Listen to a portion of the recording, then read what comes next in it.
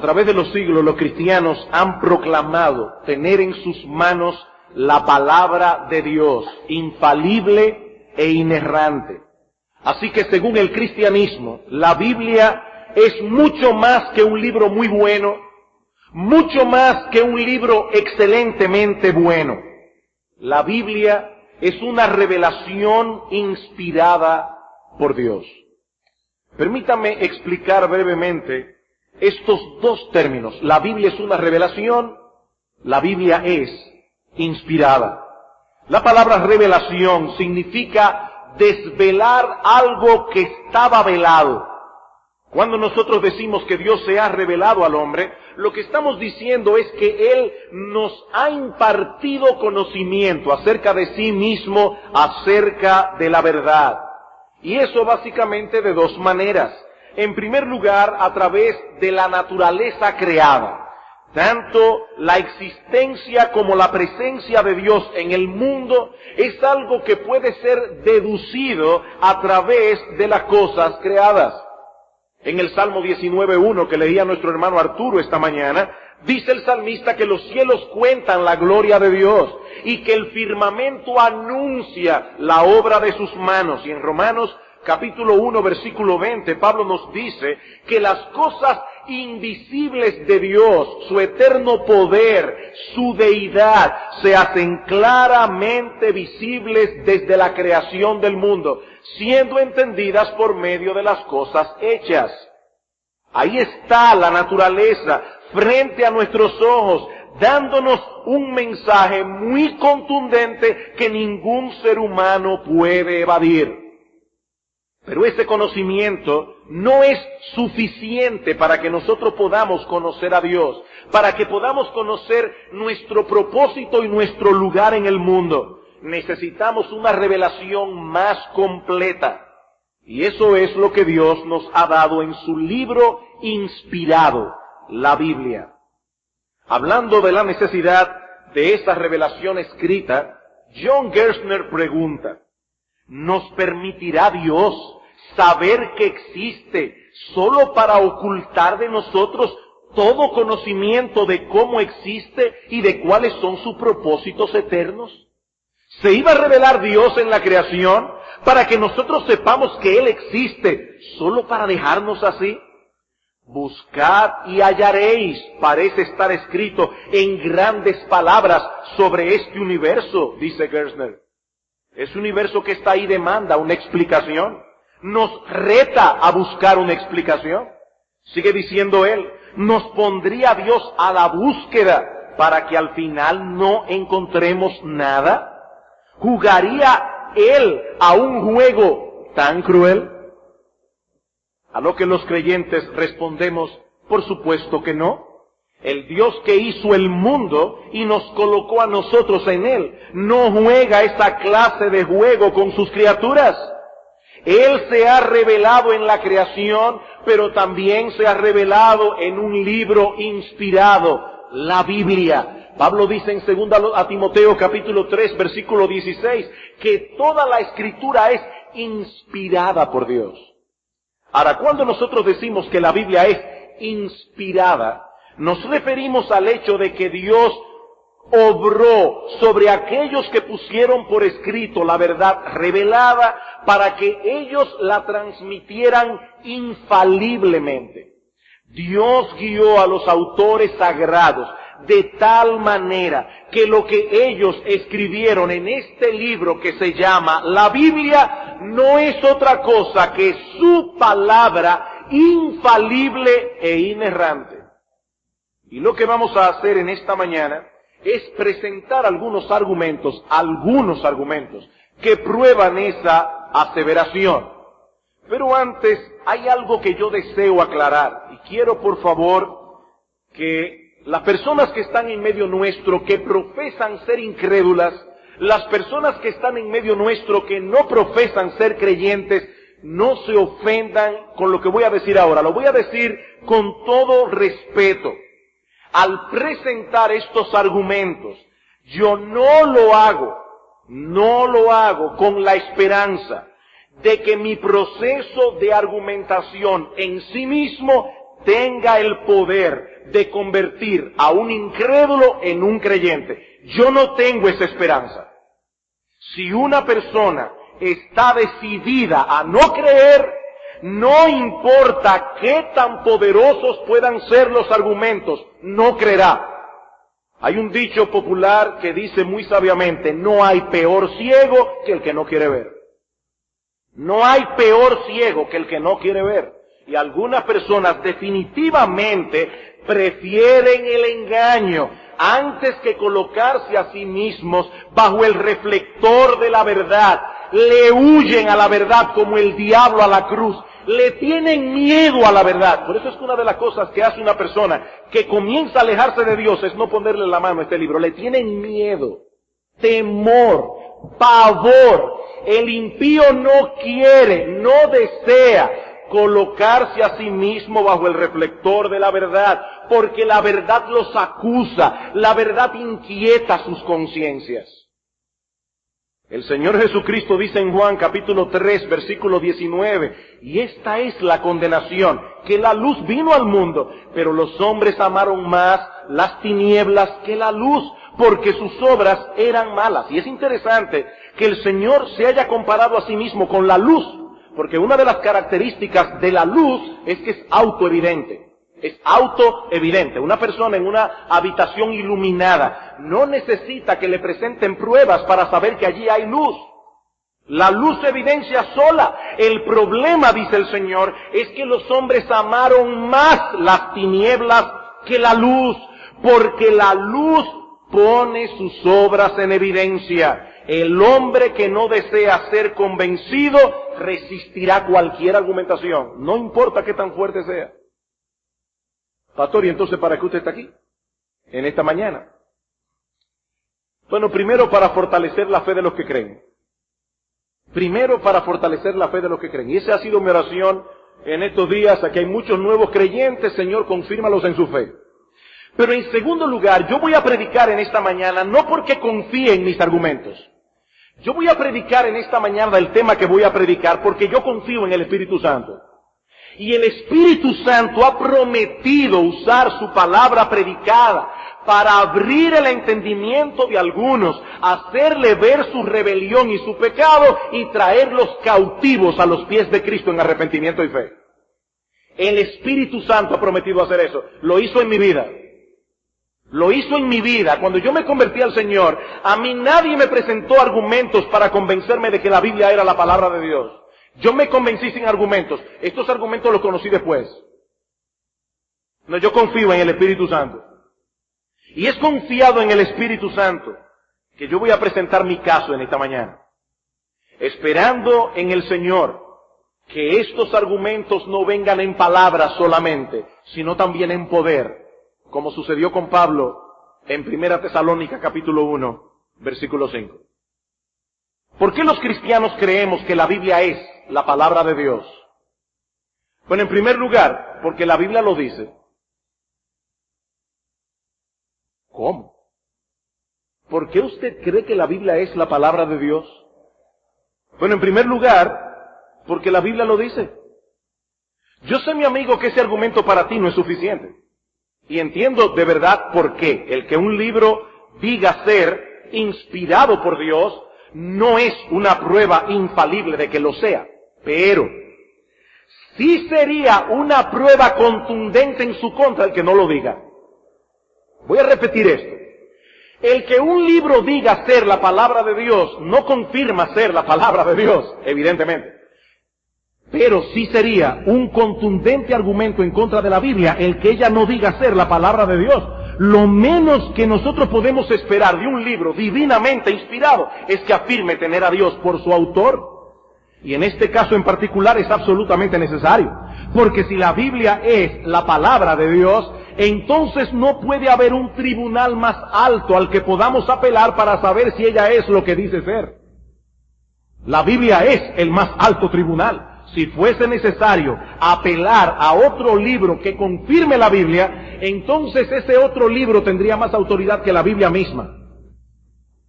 Lo cual es imposible, porque nadie tiene más autoridad que Dios. Pero hay otro problema. Este otro libro que confirma la Biblia tendría que tener otro libro que confirme la Biblia y otro libro que confirme al otro libro que confirma la Biblia. Y así ad infinitum.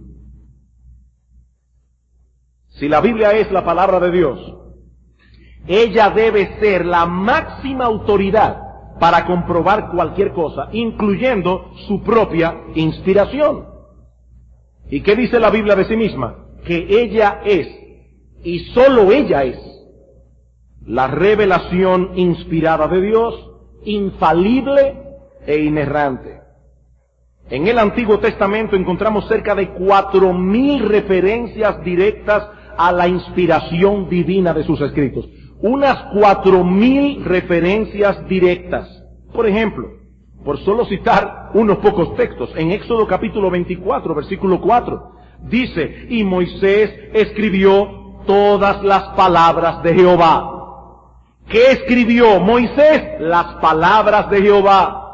Y en Deuteronomio capítulo 4, versículo 2, Moisés advierte al pueblo, no añadiréis a la palabra que yo os mando, ni disminuiréis de ella, para que guardéis los mandamientos de Jehová vuestro Dios, que yo os ordeno hoy. Los autores del Antiguo Testamento no dudaron en afirmar que ese conjunto de libros contenidos en esa división de la Biblia no era otra cosa que la palabra de Dios mismo. Salmo 119. Salmo 119, versículo 97. Oh, cuánto amo yo tu ley. Todo el día es ella mi meditación. Me has hecho más sabio que mis enemigos con tus mandamientos, porque siempre están conmigo. Más que todos mis enseñadores he entendido, porque tus testimonios son mi meditación. Más que los viejos he entendido, porque he guardado tus mandamientos. De todo mal camino contuve mi pie para guardar tu palabra. No me aparté de tus juicios, porque tú me enseñaste. Cuán dulces son a mi paladar tus palabras, más que la miel a mi boca. De tus mandamientos he adquirido inteligencia, por tanto he aborrecido todo camino de mentira. Tus mandamientos, tu palabra. Y créame que podría pasarme el culto entero citando texto tras texto y no terminaría hoy. El Antiguo Testamento clama ser un conjunto de libros inspirados por Dios. Y cuando llegamos al Nuevo Testamento, que es la otra gran división de la Biblia, nos encontramos con que esa sección de las Escrituras apoya abrumadoramente lo que el Antiguo Testamento dice de sí mismo. En el Nuevo Testamento hay más de 320 citas directas y más de 1000 referencias a los escritos del Antiguo Testamento. Y tanto Cristo como los apóstoles dejaron claramente establecido el hecho de que ellos pensaban que esos libros poseían la autoridad de Dios mismo. En Mateo capítulo 5, versículos 17 y 18, comenzando apenas su ministerio, dice el Señor Jesucristo, no penséis que he venido para abrogar la ley o los profetas. No he venido para abrogar, sino para cumplir. Porque de cierto os digo que hasta que pasen el cielo y la tierra, ni una jota, ni una tilde pasará de la ley hasta que todo se haya cumplido. A través de su ministerio de enseñanza, el Señor Jesucristo no solo citó directamente las Escrituras del Antiguo Testamento, sino que también hizo un amplio uso de la historia bíblica para ilustrar sus enseñanzas. Habló del relato de la creación, no como un mito, sino como el hecho histórico de cómo el mundo vino a la existencia. Habló de la muerte de Abel, habló del diluvio en los días de Noé, habló de la mujer de Lot, habló de la destrucción de Sodoma y Gomorra, habló de los milagros de Elías, habló del episodio de Jonás. Si Cristo era quien Él decía ser, el Dios encarnado, entonces no tenemos más opción que aceptar el Antiguo Testamento como la palabra inspirada de Dios. Y lo mismo vemos en el resto del Nuevo Testamento. Como vimos en la introducción, Pablo en 2 Timoteo capítulo 3 versículo 16 declara que toda la Escritura es inspirada por Dios. Y el apóstol Pedro en 2 de Pedro capítulo 1 versículo 20 dice que ninguna profecía de la Escritura es de interpretación privada. Y esa palabra interpretación significa literalmente decisión, decisión. Lo que él está diciendo es que ninguna profecía de la Biblia fue producida por la decisión propia de sus autores. Y él lo sigue explicando, dice, porque nunca la profecía fue traída por voluntad humana, nunca, sino que los santos hombres de Dios hablaron siendo inspirados por el Espíritu Santo. Así que el Nuevo Testamento confirma la inspiración del Antiguo. Pero no solo eso, vemos también en el Nuevo Testamento que el Señor Jesucristo atribuyó a sus propias palabras el mismo carácter divino de las Escrituras del Antiguo Testamento. En otras palabras, lo que estoy diciendo es que Cristo estaba seguro de que lo que él hablaba era palabra de Dios, igual que la del Antiguo Testamento. Por ejemplo, en Mateo capítulo 24, versículo 35, dice el Señor, el cielo y la tierra pasarán, mis palabras nunca pasarán. Y en Juan capítulo 5, versículo 24 dijo que su palabra sus palabras son las que dan vida eterna a los que las reciben. De cierto os digo, el que oye mi palabra y crea al que me envió, tiene vida eterna. El que oye mi palabra y no vendrá a condenación, mas ha pasado de muerte a vida. Pero todavía hay algo más. Y es que Cristo prometió a sus apóstoles la misma inspiración que recibieron los autores del Antiguo Testamento. Cristo creía que el Antiguo Testamento era inspirado y ahora promete a los apóstoles que ellos también serían inspirados para escribir sus enseñanzas y sus palabras. Para escribir sus enseñanzas, la de Cristo. En Juan capítulo 14, versículo 26, el Señor dijo a sus discípulos, mas el Consolador, el Espíritu Santo, a quien el Padre enviará en mi nombre, Él os enseñará todas las cosas y os recordará todo lo que yo os he dicho. El Espíritu Santo los inspirará para que ustedes recuerden todo lo que yo les enseñé y los va a guiar a todo lo que yo no pude enseñarles. Y una vez más en Juan capítulo 16, versículo 12, dice el Señor, aún tengo muchas cosas que deciros, pero ahora no las podéis sobrellevar. Pero cuando venga el Espíritu de verdad, Él os guiará a toda la verdad. Queridos hermanos y amigos, estas palabras tienen muchas implicaciones. El Señor Jesucristo era judío. Él sabía muy bien el alto concepto que los judíos tenían de sus sagradas escrituras. Pero aquí lo vemos prometiendo a sus discípulos la misma inspiración. ¿Y para que escribieran acerca de qué? Para que escribieran acerca de Él. Acerca de Él mismo. Por eso es que en Juan capítulo 17, versículo 14, orando al Padre, Cristo dice, Padre, yo a ellos les he dado tu palabra. Cristo sabía que las palabras que había hablado a sus discípulos eran nada más y nada menos que la palabra de Dios.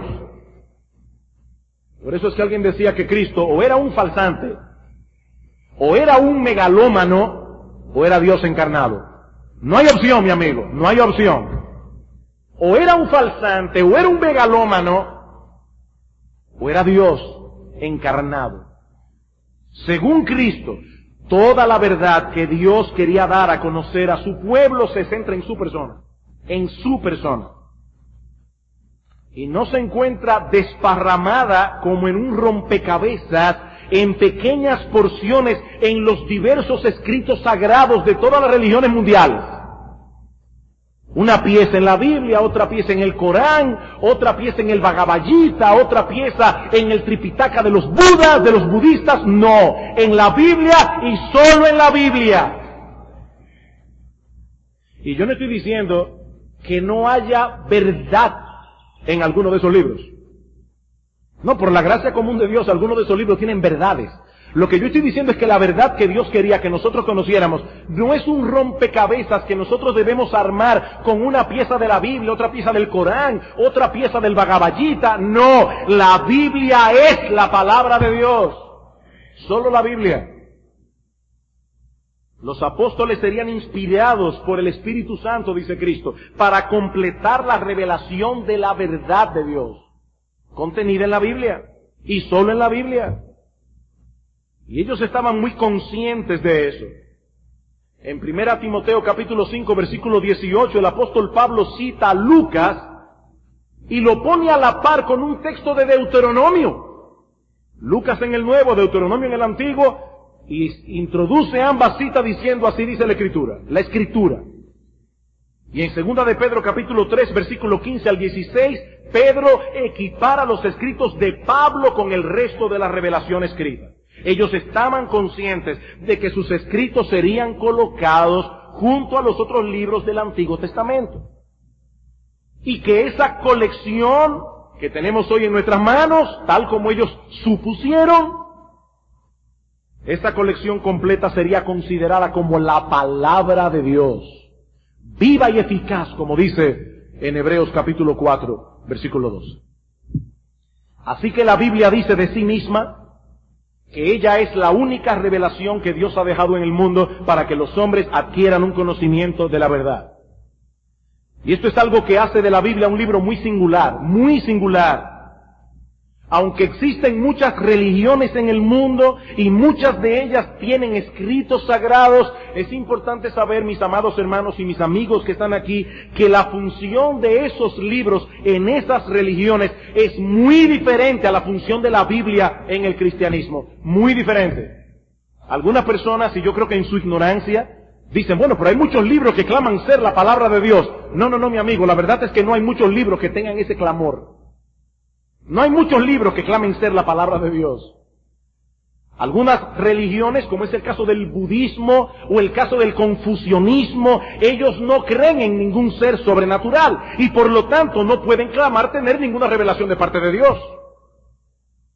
Ellos no claman tal cosa. Y en el caso de la mayoría de las religiones restantes, tampoco afirman tener ninguna escritura divinamente inspirada, como la Biblia clama serlo. Las únicas religiones que claman poseer escrituras divinas, es decir, que ellos creen que lo que ellos tienen en sus manos es la palabra de Dios, con la excepción de parte de la Veda hindú, son el judaísmo, el cristianismo y el islamismo. El judaísmo, el cristianismo y el islamismo. Así como algunas sectas que se derivan de esas religiones mayoritarias, como el caso de los mormones. Ahora bien, noten algo interesante. En el caso del judaísmo, su libro inspirado es el Antiguo Testamento de la Biblia. En el caso del cristianismo, su libro inspirado es el Antiguo Testamento y el Nuevo Testamento de la Biblia. Y en el caso del Corán, el Corán dice que la Biblia es la palabra de Dios, solo que ellos dicen que después se corrompió. Yo me pregunto, ¿cómo puede ser posible que Dios haya escrito un libro y lo haya dejado en manos de hombres para que lo corrompan? Si Él tuvo el poder para inspirarlo, me imagino que tiene el poder para sostenerlo. Así que de un modo u otro, todas estas religiones apuntan a la Biblia como la palabra de Dios. No hay duda de que en este aspecto, la Biblia es un libro sumamente peculiar, que no tiene comparación con ningún otro libro de la literatura universal. No tiene comparación. Y aunque eso por sí solo no prueba su inspiración, como ya dijimos, en el caso de la Biblia, es una prueba muy fuerte a su favor, por cuanto sus evidencias internas apoyan abrumadoramente lo que ella dice de sí misma. O sea, aquí tenemos un libro que dice ser la palabra de Dios y que tiene pruebas internas demasiado poderosas de que ella es realmente la palabra de Dios. Como decía en un sermón anterior, así como Dios ha dejado sus huellas dactilares plasmadas en toda la creación para que no haya dudas al respecto, así también Él dejó sus huellas dactilares plasmadas en toda la Biblia. Y lo que yo quiero hacer en el resto del tiempo que me queda, así como en el sermón de esta tarde, si el Señor lo permite, es observar algunas de esas huellas dactilares. Nosotros creemos que la Biblia es la palabra de Dios. En primer lugar, porque ella dice ser la palabra de Dios. Pero lo creemos también en segundo lugar por sus profecías cumplidas.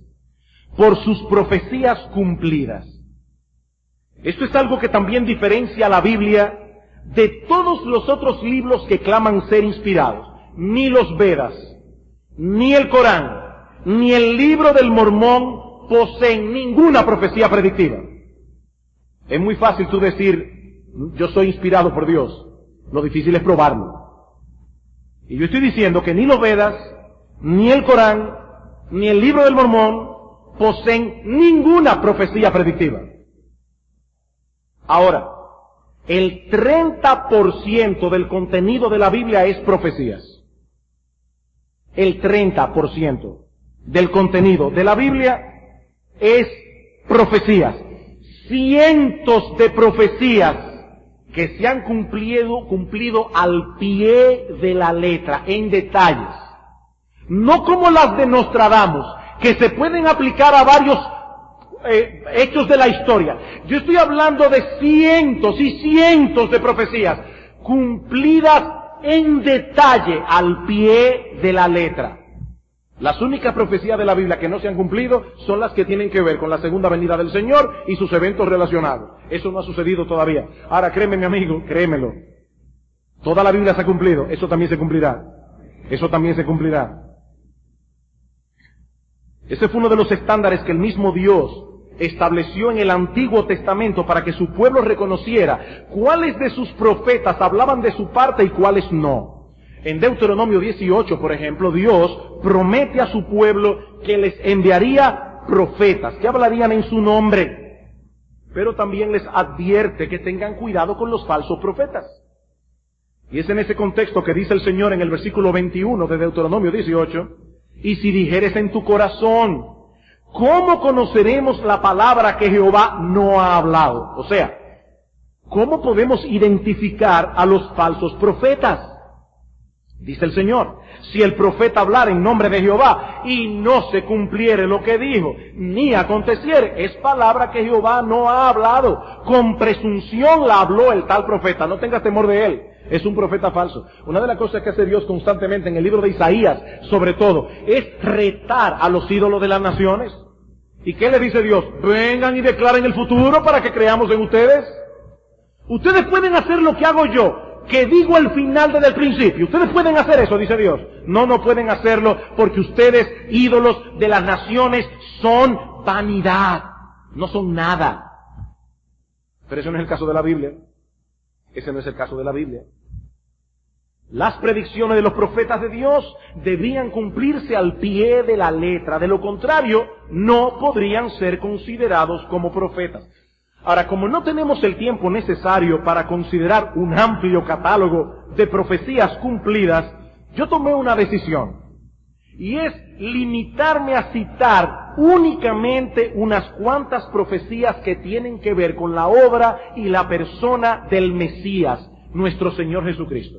Y escojo este tema en particular por dos razones básicas. En primer lugar, porque el mismo Cristo dijo que Él era el tema central de la profecía del Antiguo Testamento.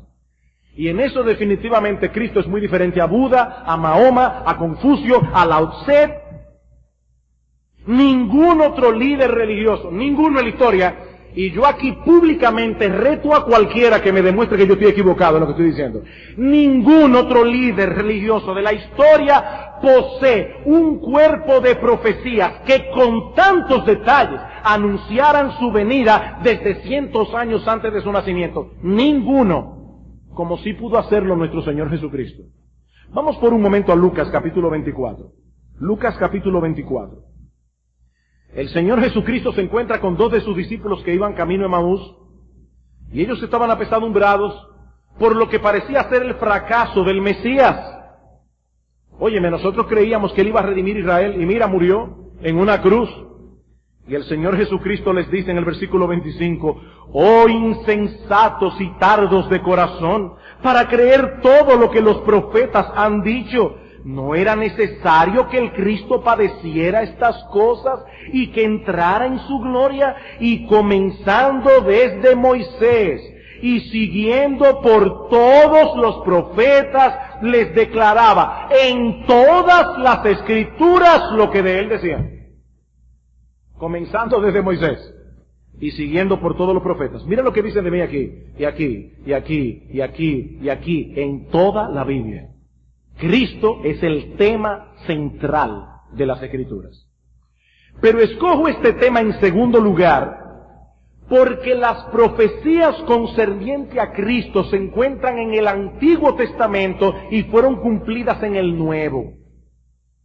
Y eso es muy importante, porque así nadie puede decir que esas profecías se escribieron después de su cumplimiento. Porque el Antiguo Testamento terminó de escribirse 450 años antes de Cristo. Así que ese argumento es inválido, completamente. Y por otro lado, nadie puede decir que Cristo se empeñó en cumplir tales profecías para validar sus pretensiones mesiánicas, porque muchas de ellas estaban fuera de su alcance como hombre. Ni que Él se hubiese propuesto, la hubiese podido cumplir, a menos que Él no fuera quien Él decía ser. El Mesías prometido en el Antiguo Testamento, el Dios encarnado. He aquí unas cuantas predicciones que encontramos en el Antiguo Testamento y que se cumplieron al detalle en la persona del Señor. La primera es en Génesis capítulo 3, versículo 15. No lo busquen porque yo voy a ir bien rápido. Si quiere apúntenlo. Génesis 3:15, Dios anuncia que el Salvador nacería de una mujer, para dejar establecido que sería un miembro de la raza humana y no un ser angelical. Ahora, en Génesis 22:18 es más particular. Dice que sería un descendiente de Abraham. Abraham tuvo 2 hijos. Pero en Génesis 21:12 se predice que el Mesías sería de la descendencia de Isaac. Isaac también tuvo 2 hijos. Pero en Números capítulo 24, versículo 17, dice que el Mesías habría de venir de Jacob. Jacob tuvo 12 hijos. Pero en Génesis capítulo 49, versículo 10, y en Miqueas capítulo 5, versículo 2, se predice que el Mesías vendría de la tribu de Judá. Ahora, de todas las familias que componían la tribu de Judá, Dios escogió a la familia de Isaí, según Isaías capítulo 11, versículo 1. Ahora, Isaí tuvo 8 hijos. Pero en Jeremías capítulo 23, versículo 5, dice que el Mesías sería descendiente de David, el más pequeño de los hijos de Isaí. En Isaías capítulo 7, versículo 14, que nacería de una joven virgen. En Daniel capítulo 9, versículo 24 al 27, escrito unos 536 años antes de Cristo, Daniel predijo el tiempo exacto de su venida. En Miqueas capítulo 5, versículo 2, que nacería en Belén. En Salmo 72, versículo 10, se predijo que en su nacimiento personas importantes del oriente le traerían regalos, lo que se cumplió con la visita de los magos. En Jeremías capítulo 31, versículo 15, se predijo que conectado con su nacimiento habría una matanza de niños, profecías que se cumplió con la matanza de Herodes.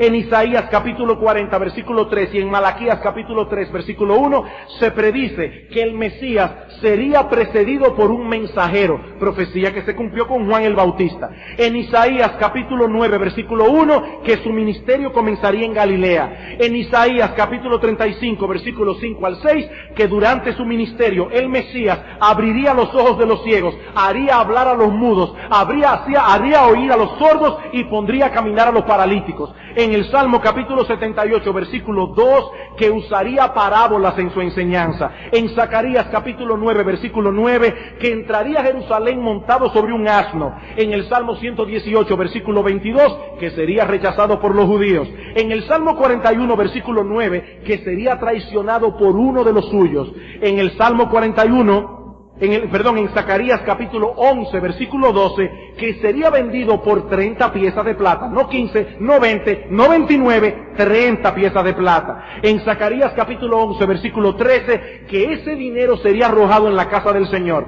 En Zacarías capítulo 13, versículo 7, que sería abandonado por todos sus amigos. En el Salmo 35, versículo 11, que sería acusado por falsos testigos. En Isaías capítulo 50, versículo 6, que sería golpeado y escupido. En el Salmo 22, versículos 7 al 8, que sería burlado. En el Salmo 22, versículos 16, que sus pies y sus manos serían traspasados. En Isaías capítulo 53, versículo 12, que sería muerto entre malhechores. Recuerden que Cristo fue crucificado entre 2 ladrones, uno a su izquierda, otro a la derecha. En Isaías capítulo 53, versículo 12, que oraría por sus perseguidores. En el Salmo 22, versículo 18, que los soldados al pie de la cruz se repartirían sus vestidos. En el Salmo 69, versículo 21, que en su sed le darían a beber vinagre. En el Salmo 22, versículo 1, que en la cruz el Mesías sufriría el desamparo de Dios y que habría de gritar: Dios mío, ¿por qué me has abandonado? En Isaías capítulo 53, versículo 9, que sería sepultado en la tumba de un rico, profecía que se cumplió cuando José de Arimatea le cedió la suya.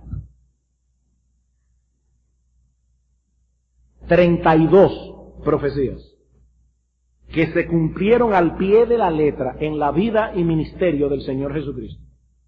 Y ¿saben algo, mis amados hermanos y mis amigos que están aquí en esta mañana? No son todas. No son todas.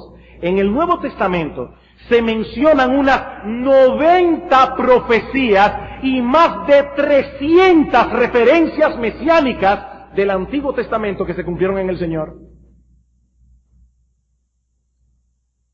Peter Stoner calculó matemáticamente la probabilidad de que todas las profecías de Jesús se cumplieran en el momento adecuado de la historia, en una sola persona.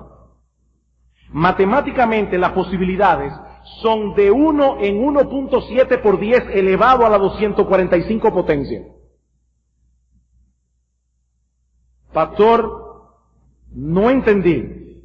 Es que no lo vas a poder entender porque ese número no es asimilable.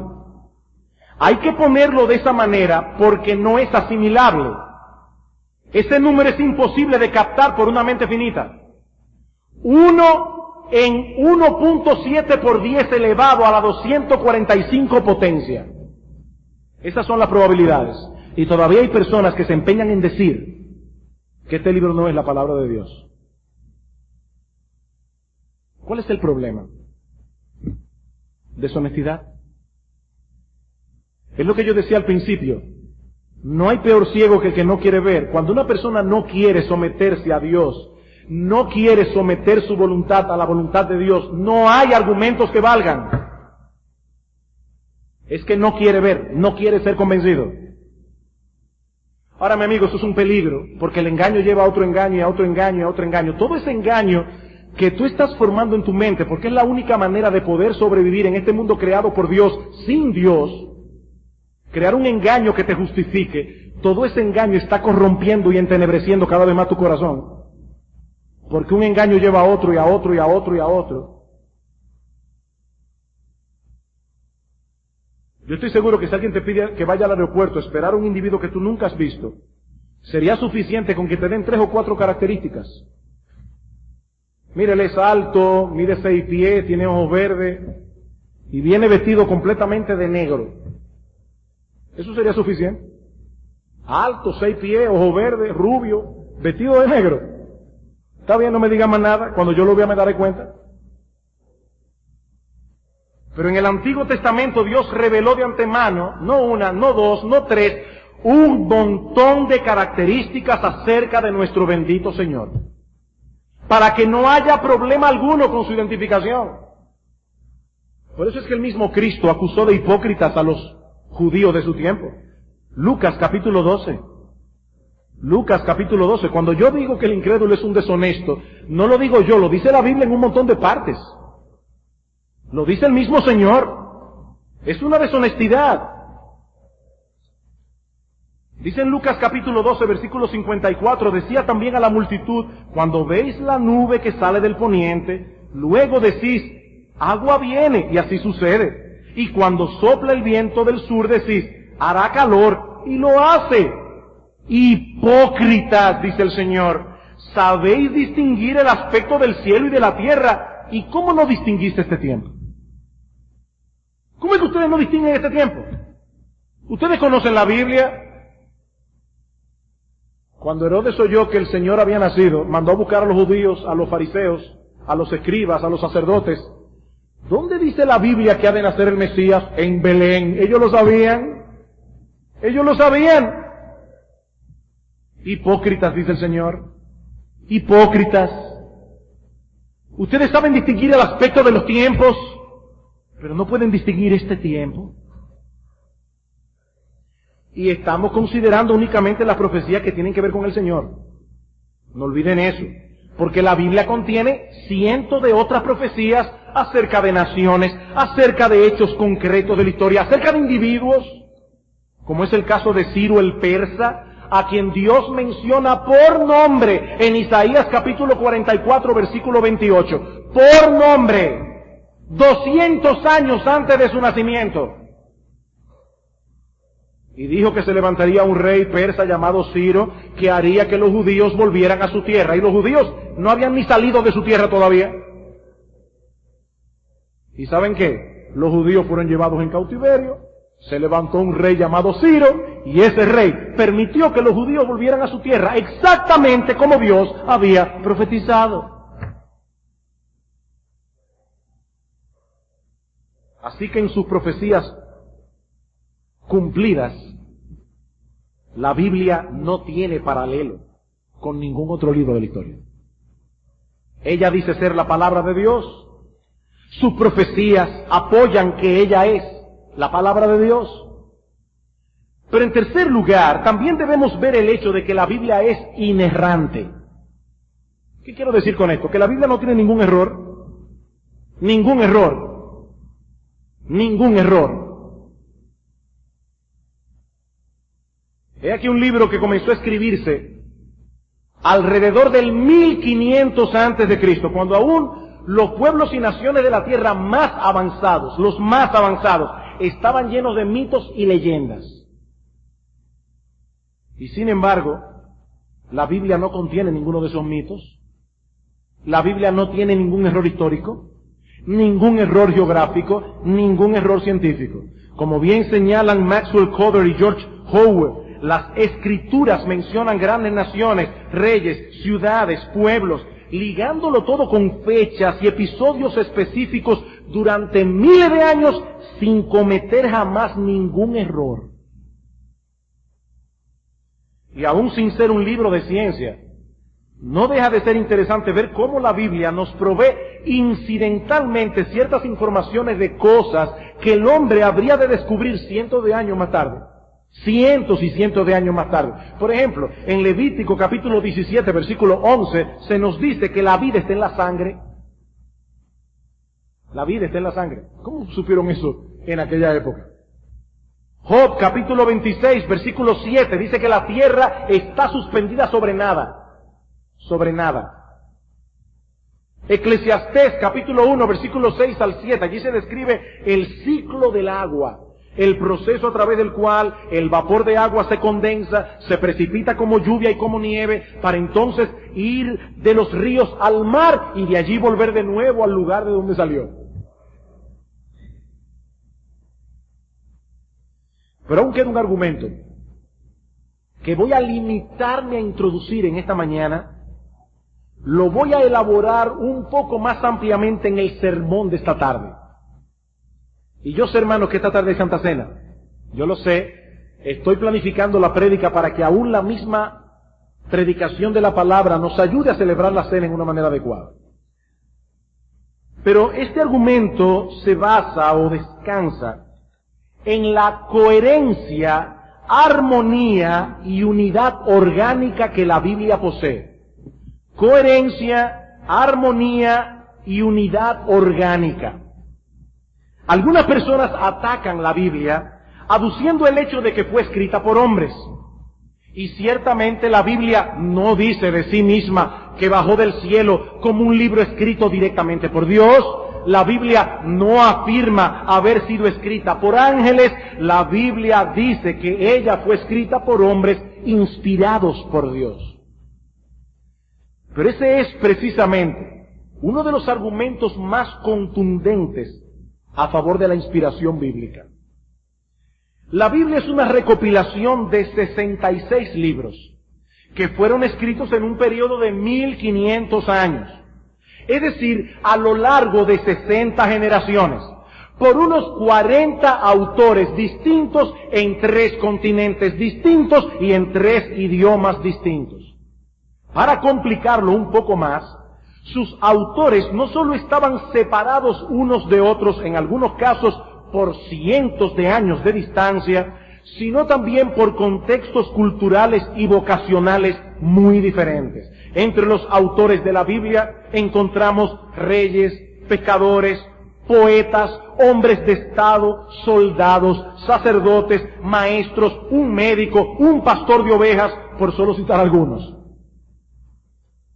Pero para complicarlo todavía un poco más, la Biblia incluye en su contenido centenares de temas considerados por la mayoría de las personas como controversiales. Ustedes han oído ese dicho de no se debe hablar ni de política ni de religión. ¿Por qué la gente dice eso? Porque saben que son temas controversiales. Sin embargo, la Biblia no solo manifiesta una extraordinaria coherencia y armonía de principio a fin, sino también una perfecta unidad orgánica. Pastor, ¿qué es eso de unidad orgánica? Que usted lo dice tan sazonado.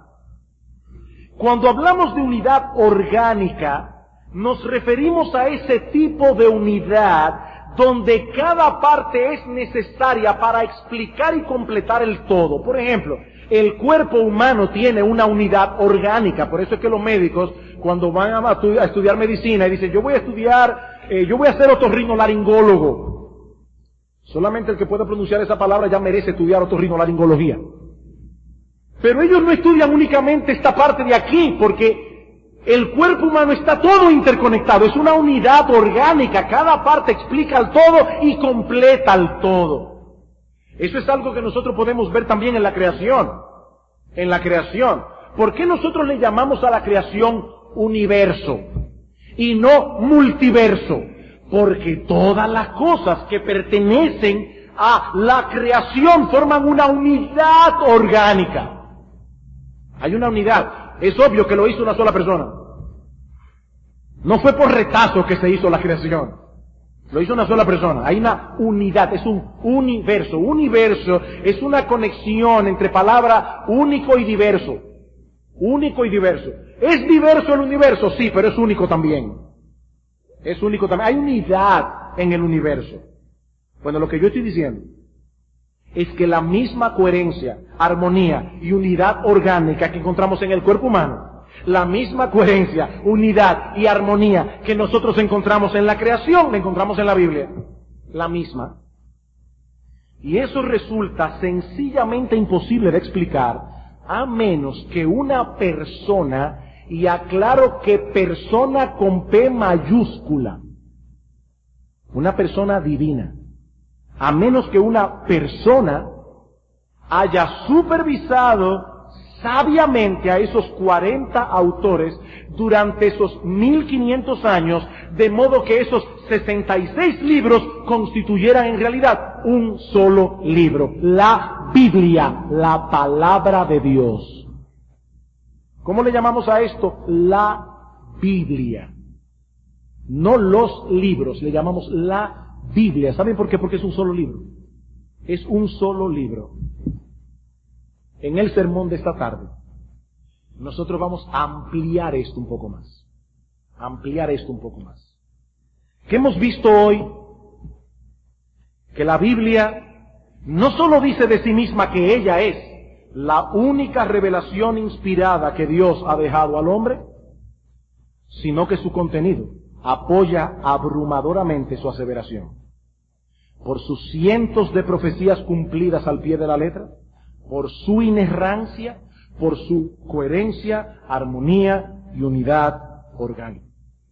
Y aclaro, estos no son todos los argumentos que nosotros podríamos aducir a favor de la inspiración bíblica. Una de las dificultades que tuve para preparar este sermón era qué decir y qué no decir, porque yo tengo un tiempo limitado. Estos son los argumentos que yo pude decir en este tiempo. Mi amigo incrédulo que estás en medio nuestro, el Dios que hizo el cielo y la tierra y todas las cosas que en ellos hay, no está jugando con sus criaturas. Mi amigo incrédulo, el Dios que hizo el cielo y la tierra y todas las cosas que en ellos hay, no está jugando al escondite con sus criaturas. Él se ha revelado en la creación y se ha revelado en su palabra con una claridad tan evidente que dice Pablo que ha dejado a todo hombre sin excusa. Mi amigo, yo te reto a que conozcas este libro y a que lo conozcas muy bien. Algo que yo he encontrado a menudo en personas que dicen no creer la Biblia es que no la conocen. No la conocen. Sus ataques no son el producto del conocimiento, sino de la ignorancia. Una ignorancia que ellos protegen celosamente. Como dice C.S. Lewis. C.S. Lewis decía que el joven ateo debe cuidar muy bien su ignorancia, porque la única manera de poder seguir siendo ateo es siendo ignorante. Dice, proteja su ignorancia, dice él a los jóvenes ateos, habiendo sido él un joven ateo. Ignorancia, una ignorancia que la persona asume voluntariamente, porque no quiere la verdad. No quiere la verdad. Personas que atacan la Biblia o no la conocen, o tienen un conocimiento muy superficial. De igual manera también me he encontrado a menudo que las personas que realmente escudriñan la Biblia y la estudian a profundidad son los que más confían en su inspiración. ¿Por qué será que mientras uno más lee la Biblia, más confía en ella? Porque la Biblia es la palabra de Dios. Alguien decía una vez que los seres humanos son los únicos seres que mientras más te acercas a ellos, más chiquitos los ves. Y la idea es que mientras más tú conoces a una persona, más te decepcionas de ella, porque todos tenemos debilidades y pecados. Yo tengo 28 años leyendo la Biblia. Yo estoy maravillado cada vez más de lo que este libro es. Este libro es la palabra de Dios. Mi amigo, no le tengas miedo a la verdad. No le tengas miedo, porque solo la verdad te hará libre. Solo la verdad te hará libre. Desechar las Escrituras es desechar la luz de Dios. Es condenarte a ti mismo a seguir sumido en la ignorancia de las cosas más importantes de tu existencia. De las cosas más importantes de tu existencia. Mi amigo, en amor te digo, atrévete a conocer este libro, atrévete. Por medio de él conocerás la verdad de Dios. La verdad acerca de Dios. La verdad acerca del mundo, la verdad acerca de ti mismo. Pero sobre todo, la verdad acerca de la gloriosa salvación que nuestro Señor Jesucristo llevó a cabo a través de su muerte y de su resurrección. Lee la Escritura y pídele a Dios que te abra el entendimiento. Pídeselo a Dios.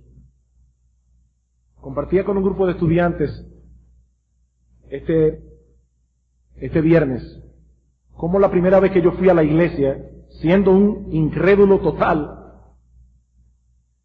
el impacto que recibí fue tan grande por lo que oí, que solo me quedó llegar a casa, postrarme en mi cama y pedirle sinceramente a Dios, Señor, si tú existes, yo te quiero conocer. Eso fue todo.